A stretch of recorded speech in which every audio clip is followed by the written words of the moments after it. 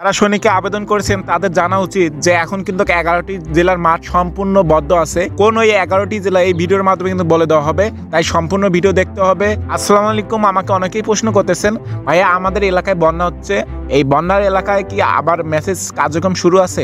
So এই ভিডিওর মাধ্যমে বলে দেওয়ার চেষ্টা করব জেলাগুলোতে আপনাদের বন্যা হচ্ছে সেই জেলাগুলো আর কি মাঠের কার্যক্রম বদ্ধ আছে কিনা খোলা আছে, বা কারো কি মেসেজ ঢুকেছে বা কবে নাগাদ ঢুকতে পারে, সম্পূর্ণ এই ভিডিওর মাধ্যমে বলে দেওয়ার চেষ্টা করব।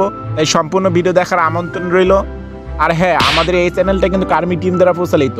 সবার আগে আপডেট পেতে এই চ্যানেলটি সাবস্ক্রাইব করে পাশে থাকবেন আর আপনার মতামত জানাবেন। আর আপনার যদি ডিফেন্স সম্পর্কে কিছু জানার থাকে অবশ্যই কমেন্ট করবেন। আমাদের যে আর্মি টিম আছে এই টিম মেম্বারগুলো আপনাদের কমেন্টে রিপ্লাই দেওয়ার চেষ্টা করবে।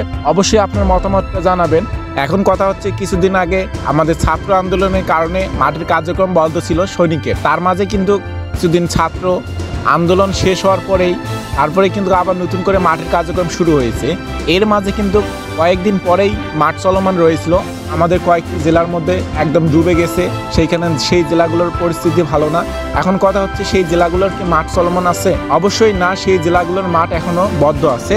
তো কোন কোন জেলার মাঠের কার্যক্রম বদ্ধ আছে সো এই ভিডিওর মাধ্যমে বলে দেওয়ার চেষ্টা করব। প্রথমে যে জেলাটি আছে ফেনী জেলা, তাদের মাঠের কার্যক্রম কিন্তু বদ্ধ আছে। এরপর আছে কুমিল্লা, নোয়াখালী, লক্ষ্মীপুর, ব্রাহ্মণবাড়িয়া, চট্টগ্রাম, এই সকল জেলার কিন্তু মাঠের কার্যক্রম একদম বদ্ধ।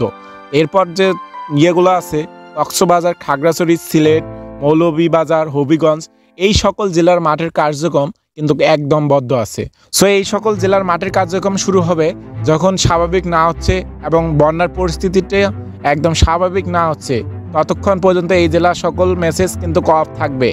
এবং এই জেলার কবে নাগাদ মেসেজ ঢুকতে পারে আমরা এই চ্যানেলে ভিডিও দিব, সবাই আপনারা দেখে নেবেন। তাই এই চ্যানেলটি সাবস্ক্রাইব করে পাশে থাকবেন আর আপনার মতামত অবশ্যই জানাবেন। আর আপনারা জানেন এই চ্যানেলটা কিন্তু আর্মি টিম দ্বারা প্রচালিত, তাই সবার আগে আপডেট পেতে এই চ্যানেলটি সাবস্ক্রাইব করে পাশে থাকবেন। আর আপনার যদি ডিফেন্স সম্পর্কে কিছু জানা থাকে অবশ্যই কমেন্ট করবেন, কমেন্টে যথাযথ রিপ্লাই পাবেন।